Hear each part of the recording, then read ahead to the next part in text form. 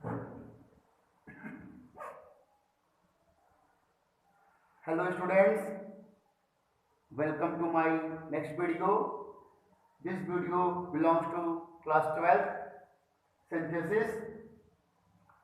इसमें हम लोग पढ़ेंगे formation of simple sentences using nominative absolute. Simple sentence banana nominative absolute का प्रयोग करके।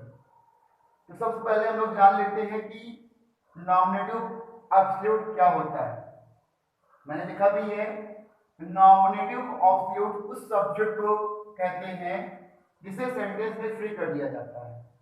आप जानते हैं सेंटेंस अगर कई होंगे तो कई सेंटेंस के सब्जेक्ट्स होंगे, तो आप जिस सेंटेंस के सब्जेक्ट को हम लोग फ्री कर देंगे अर्थात उसको हम लोग अब सेंटेंस का सब्जेक्ट नहीं मानेंगे, उसको हम लोग सेंटेंस का सब्जेक्ट कंसीडर नहीं करेंगे, तो उसे बोलते हैं नॉमिनेटिव एब्सोल्यूट। नॉमिनेटिव मतलब ये होता है सब्जेक्ट कर्ता, इसका मतलब होता है फ्री, स्वतंत्र, मतलब इस कर्ता को फ्री कर देना, सब्जेक्ट को फ्री कर देना। आइए देखते हैं इसका कंडीशन। कंडीशन मतलब इसका यूज कैसे करते हैं और कहां करते हैं, कैसे नहीं कब करते हैं। आप लोग इसका प्रयोग तब करते हैं जब सेंटेंसेस के सब्जेक्ट सेम ना हो। देख लीजिए, सुन लीजिए, जब सेंटेंसेस के सब्जेक्ट सेम ना हो। पहली बात जो सामने आई, सेंटेंसेस के सब्जेक्ट सेम ना हो तथा सेंटेंसेस के मध्य रीजन रिजल्ट कारण परिणाम, सेंटेंसेस के मध्य रीजन रिजल्ट का भाव निकले। दो या दो से अधिक सेंटेंस लिखे होंगे तो कुछ कारण और या उसमें परिणाम का भाव निकले, तब हम लोग इसका प्रयोग करेंगे।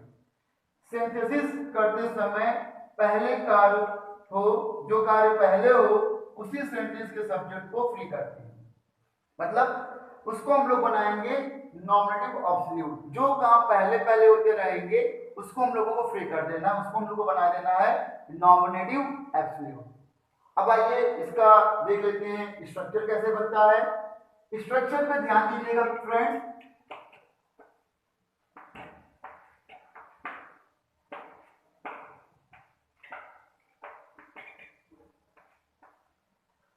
स्ट्रक्चर पर इसका विशेष ध्यान दीजिएगा कि स्ट्रक्चर कैसे करते हैं। स्ट्रक्चर में आपको क्या क्या ध्यान देना होता है। देखिए, अगर आपका सेंटेंस पहला जो काम पहले हो रहे हो अगर वो एक्टिव में हो, पहले हो रहे कार्य अगर एक्टिव में हो, पहले होने वाले कार्य अगर एक्टिव में हो तो आपको सबसे पहले सब्जेक्ट लिख देना है। जो कार्य पहले होगा उसी का सब्जेक्ट लिखना है। उसके बाद आपको हैविंग लिखना है। उसके बाद मेन वर्ड की थर्ड फॉर्म लिखना है। अगर कुछ और है आप उसको लिखिए और कॉमा लगाकर प्लस सेकेंड सेंटेंस या थर्ड आगे का सेंटेंस आपको वैसे ही उतार देना। अगर दो से अधिक सेंटेंस दिए गए हैं, तीन सेंटेंस दिए गए हैं, तो दो जगह आपको इस नियम को फॉलो करना पड़ेगा। थर्ड सेंटेंस आपको वैसे उतारना पड़ेगा। एग्जाम्पल से मैं जरूर क्लियर करूंगा, बस आप इस वीडियो को अंत तक देखिए। और अगर आपका सेंटेंस दिया गया हो पैसिव में, जो काम पहले हो रहा हो अगर वो दिए गए हो पैसिव में, ध्यान दीजिएगा फ्रेंड्स, अगर पैसिव में होगा तब आपको सबसे पहले लिखना है सब्जेक्ट। उसके बाद आपको लिखना है हैविंग बीन। हैविंग के बाद आपको बीन लाना पड़ेगा। उसके बाद आपको लिखना है MP3। उसके बाद जो भी उसको लिखिए, जो भी हल्का फुल्का दिया गया हो उसको लिखकर कॉमा लगा दीजिए। उसके बाद आप अगले सेंटेंस को वैसे ही उतार दीजिए। इसमें कोई डिफरेंस नहीं है, बस यहाँ पे भिन्न आ गया है। ध्यान देना है जब ये पहले होने वाला कार्य एक्टिव में हो और पहले होने वाला कार्य पैसिव में हो। इसके अलावा कभी कभार जब सेंटेंस में आया हो आपका एक दूसरा स्ट्रक्चर बनता है इसका, अगर सेंटेंस में आया हो इट एम आर वाज हुआ, is am are was were आए और यही मेन वर्ब का काम करें, यही आपका मेन वर्ब का कार्य करें, कार्य करें, अर्थात उसमें कोई मेन वर्ब ना दी गई हो तो आप जानते हैं इन्हीं को मेन वर्ब मानते हैं हम लोग। तो उसको कैसे बनाएंगे, उसको आप लोग लिख देंगे सब्जेक्ट, उसके बाद आप लिखेंगे बीइंग, उसके बाद जो कुछ दिया उसको लिखिए, कॉमा लगाइए, प्लस जो भी अगला सेंटेंस है उसको उतार दीजिए। अगर आप ध्यान देंगे माय डियर फ्रेंड्स, तो ये जो ऊपर के जो नियम है, ये दोनों नियम परफेक्ट पार्टिसिपल की तरह है। आप अगर ध्यान दीजिए तो परफेक्ट पार्टिसिपल से मिल रहा है, बस वहां पे क्योंकि सेंटेंसेस के सब्जेक्ट सेम होते थे तो हम लोग ये सब्जेक्ट नहीं लिखते थे, यहां से स्टार्ट करते थे, हैविंग से और हैविंग बीन से। और ये तो प्रेजेंट पार्टिसिपल का रूल है, आप पढ़ चुके हैं, लेकिन वहां पे हम लोग बीइंग से स्टार्ट करते थे, इसको नहीं लिखते थे, सब्जेक्ट नहीं लिखते थे पहले सेंटेंस का, क्योंकि वो सेंटेंस के सब्जेक्ट्स सेम हुआ करते थे। यहाँ पे क्यों लिख रहे हैं, क्योंकि सेंटेंसेस के सब्जेक्ट अलग अलग होंगे, डिफरेंट होंगे, तो आप कंफ्यूज मत होइएगा, दोनों में बहुत थोड़ा सा अंतर है, आप इसको ध्यान दीजिएगा कि नॉमिनेटिव ऑब्सोल्यूट में सेंटेंसेस के सब्जेक्ट अलग अलग होते हैं, जबकि परफेक्ट पार्टिसिपल में और प्रेजेंट पार्टिसिपल में हम लोगों ने देखा था कि सेंटेंसेस के सब्जेक्ट सेम रहते थे। सेम रहने पे हम लोग ये आगे वाला सब्जेक्ट नहीं लाते थे, जबकि सेम नहीं है तो उस सेंटेंस के सब्जेक्ट भी आपको लाने पड़ेंगे। बाकी स्ट्रक्चर आप लोग देखे ही होंगे। अब स्ट्रक्चर के बाद हम लोग कुछ एग्जांपल्स देख लेते हैं माय डियर फ्रेंड्स। एग्जांपल्स को बहुत ही ध्यान से देखिएगा और समझने की कोशिश करिएगा, तब आपको आसानी से क्लियर हो जाएगा। देखिए जैसे मैं लिखता हूँ, कुछ एग्जांपल्स लिखता हूँ और इस एग्जांपल को आप लोग बहुत ही ध्यान से करने की कोशिश करिएगा।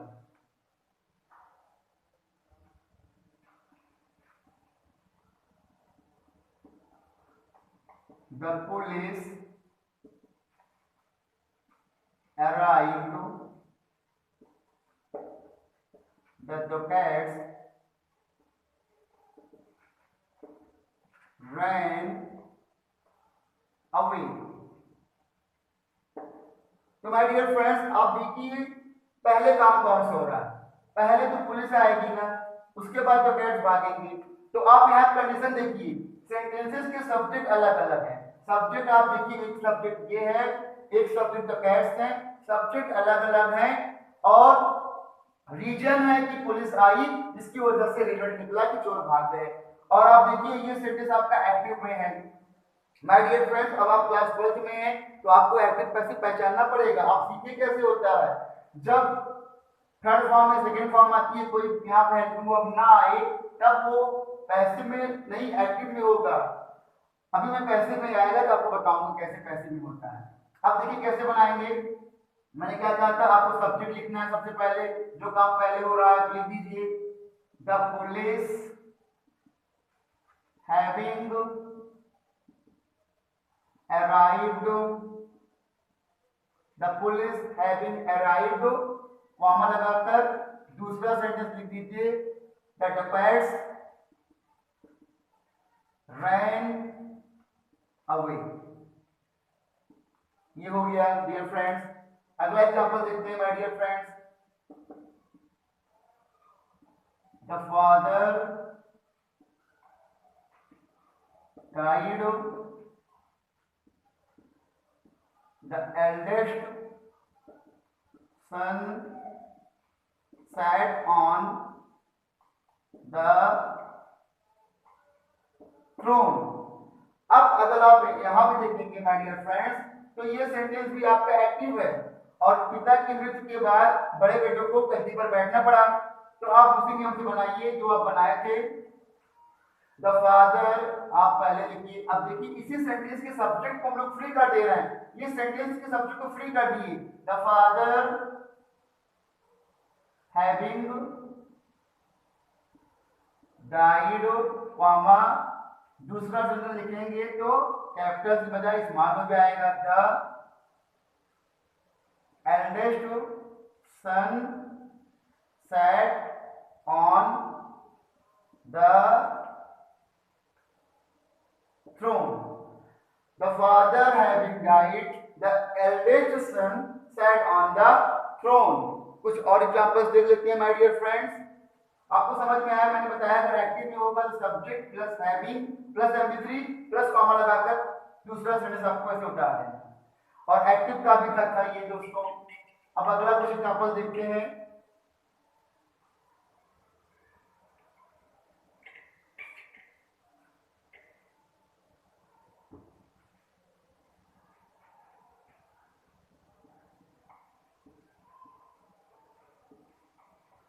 The weather was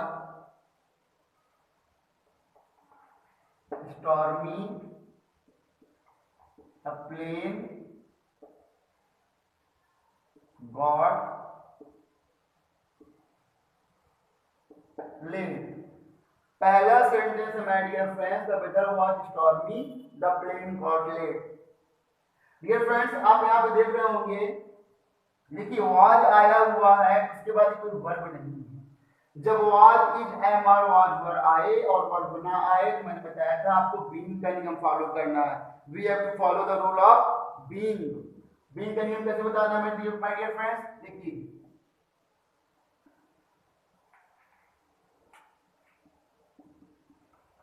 the weather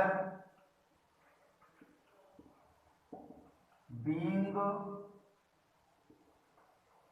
stormy,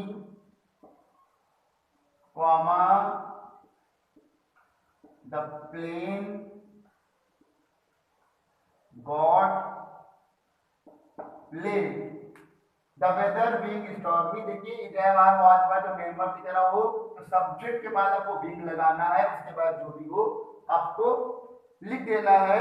वो आप बहुत ही आसानी से बना ले रहे होंगे, इसमें कुछ भी नहीं है माय डियर फ्रेंड्स। ये आप देखिए कितने आसानी से सेंटेंसेज आपके बन जाएंगे, बस आपको ध्यान देना है और कुछ भी नहीं करना है। देखिए अगला example, it was very hot. Sir मैं दूसरे पद लिखूंगा, इसके से लिखता हूं, it was very hot, it was very hot, I could not do my work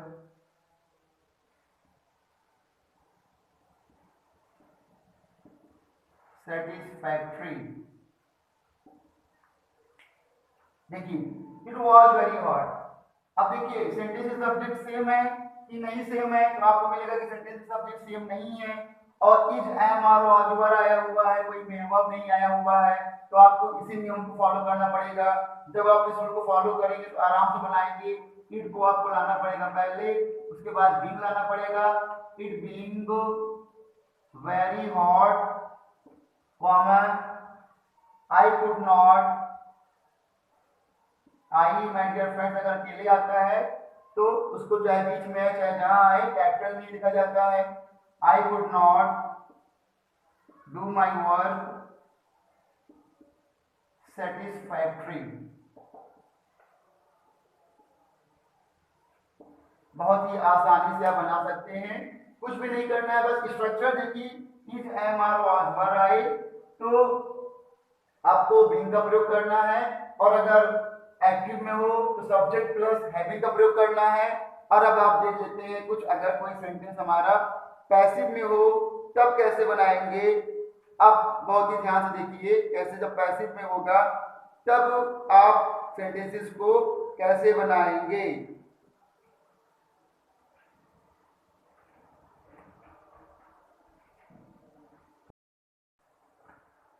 next examples देखिए माय डियर फ्रेंड्स, कुछ हम लोग पैसिव के सेंटेंसेस लेंगे इसमें। देखिए the work was done, we went back home.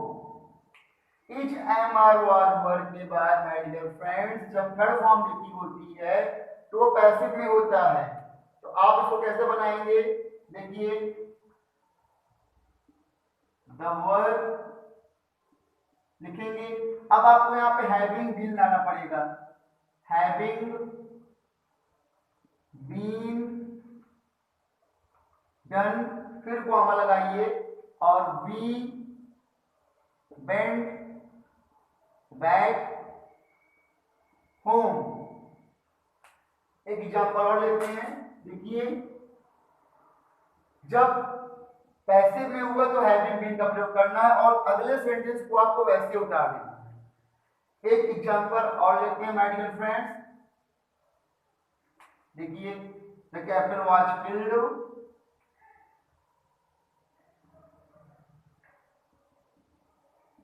the captain was killed, the army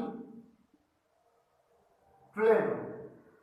my dear friends, आप देख रहे हैं कि is am are was were के बाद जब आपका सेंटेंस उसके बाद थर्ड फॉर्म आया हो, is am are was were के बाद थर्ड फॉर्म आया होता है तो पैसिव में होता है। लेकिन जब is am are was were के बाद कोई एडजेक्टिव या कोई एडजेक्टिव आता है या कोई एडवर्ब कभी आ जाए तो वो वहां पे हम लोग को बीन का प्रयोग करना है, क्योंकि वो वर्ब नहीं होती है। लेकिन जब is am are was were के बाद थर्ड फॉर्म आ रहा है तो पैसिव भी होता है और उसको हम लोग हैविंग बीन के नियम से बनाते हैं। और यहाँ पे आप देख रहे हैं कि सेंटेंसेस के सब्जेक्ट सेम नहीं है। कैसे बनाएंगे माय डियर फ्रेंड्स? देखिए, the captain having been killed, having been killed, comma, the army fled। और अगला देखिए एग्जांपल और देख लेते हैं पैसिव का।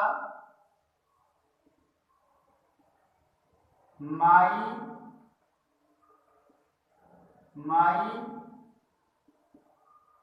pocket was picked,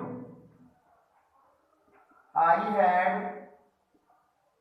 no money for fare। अब आप देख रहे हैं जो काम पहले होगा उसी को बनाना है आपको नॉमिनेटिव एब्सोल्यूट। और ये देखिए थर्ड फॉर्म है, वॉज के बाद थर्ड फॉर्म आई है, तो कैसे बनाएंगे? My pocket being picked, comma, I had no money for fare। इस तरह से आपको बनाना है। अब हम लोग दूसरी एग्जांपल और देख लेते हैं माय डियर फ्रेंड्स, जो कि थोड़ा सा मिसलेनियस रहेगा, तीनों में दूंगा जिसमें तीनों मिक्स रहेंगे। एक साथ साथ में लिखता हूं फिर उसको करते हैं और देखिए कैसे बनाएंगे उसको। बहुत ही आसानी से बना सकते हैं। अगर आप कोई नियम समझ में आ गया है तो आप बहुत ही आसानी से बना लेंगे और उसको बनाते हैं।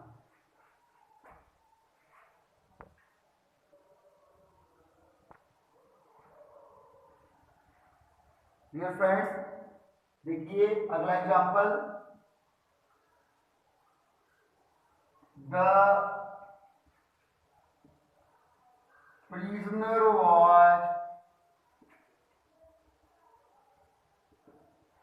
questioned, no witness came, the judge dismissed the case।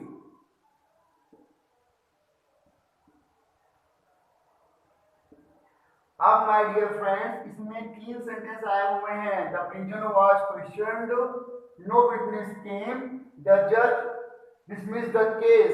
अब माय डियर फ्रेंड्स, आप देखिए इसको कैसे बनाएंगे जब तीन तीन सेंटेंस दिए जाएं तो। और तीनों क्वेश्चन में देखिए, एक पहला क्वेश्चन पैसिव में दिया गया, वाज क्वेश्चनड, वाज के बाद थर्ड फॉर्म आई है वाज क्वेश्चनड, और ये जो सेकंड वाला है वो एक्टिव में है और थर्ड तो मान लीजिए सबसे बाद का सेंटेंस है। तो ध्यान दीजिए तीन कैसे बनाएंगे, बहुत ही ध्यान से समझिएगा माय डियर फ्रेंड्स।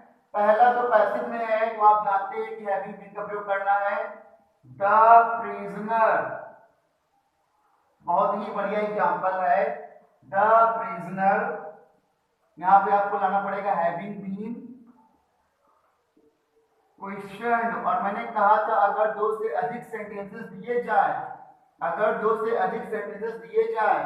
तो आप सबको नॉमिनेटिव ऑब्जेक्ट बनाना पड़ेगा, बस लास्ट वाले को आपको सेंटेंस का सब्जेक्ट और वर्ब मानना पड़ेगा। तो आपको इसको भी बनाना पड़ेगा ऑब्सोल्यूट में, एंड से बनाइएगा, एंड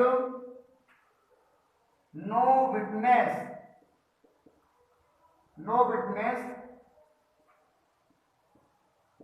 हैविंग, अब यहां पे कम हो जाएगा, थर्ड फॉर्म लगेगी, having come, no witness having come, यहां पे केम है लेकिन थर्ड फॉर्म आती है, यहां कम हो जाएगा, ये भी ध्यान दीजिएगा। No witness having come, comma लगाइए, द जज डिसमिस द केस। बहुत ही आसानी से देखिए, जब पैसिव में था तो मैंने उसको बना दिया हैविंग बीइंग में, अगला था एक्टिव में, लेकिन क्योंकि उसी में जुड़ा हुआ था तो आपको एंड लगा के उसको भी बनाना पड़ेगा नॉमिनेटिव एब्सोल्यूट, और थर्ड सेंटेंस को आपको सब्जेक्ट कंडीशन करना पड़ेगा और उसको ही वर्ब मानना पड़ेगा। आपका इस सेंटेंस का सब्जेक्ट इसको कंसीडर कीजिए और वर्ब डिसमिस्ड को कंसीडर कीजिए। जब तीन सेंटेंस आएंगे तो आपको ऐसे ही बनाना पड़ेगा। एक एग्जांपल और लिखते हैं,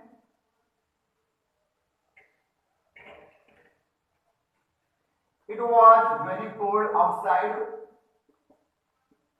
it was very cold outside, no one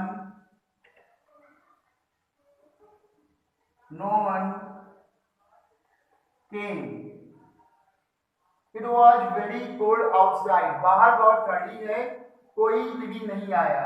अब देखिए was आया हुआ है लेकिन यहाँ पर एडजेक्टिव आई हुई है, वेरी तो एडवर्ब होगा, ये एडजेक्टिव होगा और ये आपका एडवर्ब होगा, लेकिन वर्ब नहीं आया हुआ है। मैं आपको पार्ट्स ऑफ स्पीच भी पढ़ा रहा हूँ, मैं आपको बस ये बताना चाहता हूँ कि was वर्ब के बाद वर्ब नहीं आया हुआ है तो आपको बीइंग का प्रयोग करना है और आपको पहचानना पड़ेगा, it being very cold outside, no one came, कुछ ऐसे बनाना पड़ेगा आपको। जब वाज वर्ब का प्रयोग किया गया हो और उसके बाद कोई मेन वर्ब ना आया हो तो उनको ही हम लोग मेन वर्ब मानते हैं। एक और देखिए, ऐसे जैसे लिखा गया होता picture was interesting, we enjoyed very much। अब यहां पर ध्यान दीजिए, अब आईएनजी लगा हुआ है, इसको आप वर्ब मत मान लीजिएगा, इंटरेस्टिंग एडजेक्टिव होता है, वैसे भी वाज के बाद वर्ब होता है, आईएनजी आता है, बट यहाँ पे थर्ड फॉर्म आता है क्योंकि हम लोग ये तो यहाँ सेकंड फॉर्म आ गया, थर्ड फॉर्म आएगा, फोर्थ फॉर्म की कोई बात ही नहीं है, और वैसे भी ये आपका एडजेक्टिव है। तो आप जब इसको बनाएंगे इसी रूल से बनाएंगे, the picture being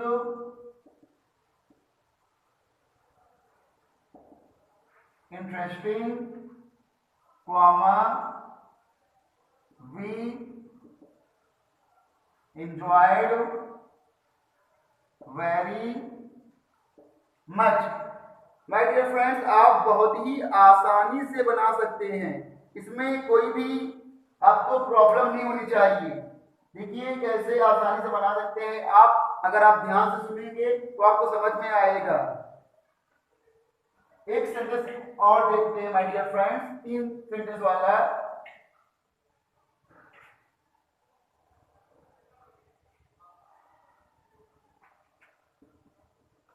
The fog cleared, the sun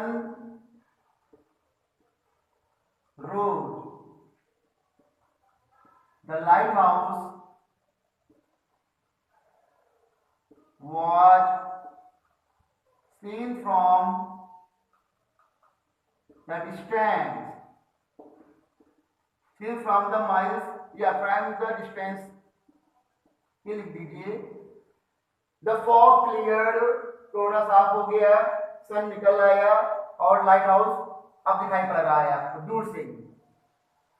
तो ध्यान दीजिए ये दोनों एक्टिव में है और भले हमारा अंतिम का सेंटेंस पैसिव में हो, उससे मतलब नहीं है। हमें देखिए जो पहले काम हो रहे हैं वो तो एक्टिव में लिखे गए हैं, तो कैसे बनाएंगे आप ध्यान दीजिएगा। The fog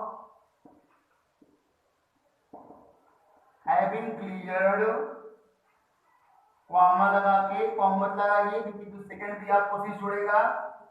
and the sun, and का प्रयोग करना है, and the sun having risen, and the sun having risen. अब कॉमा लगा के लिखेंगे द लाइट हाउस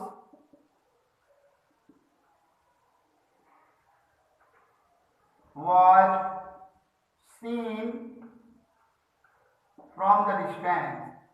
अब आप यहाँ पे देखिए जो दोनों सेंटेंस थे वो एक्टिव में आए हुए थे, तो हमने दोनों जगह हैविंग का प्रयोग किया, हैविंग हैविंग। थर्ड फॉर्म तब आपको लगाना ही हैविंग के बाद। तो माय डियर फ्रेंड्स, मैंने अपनी ओर से समझाने की कोशिश की है, होप आपको समझ में आया होगा। फिर भी अगर आपको कोई प्रॉब्लम हो, कोई समस्या हो, तो आप कमेंट सेक्शन में कमेंट करके पूछ सकते हैं। और इस वीडियो को देखने के लिए आप लोगों को बहुत बहुत थैंक यू।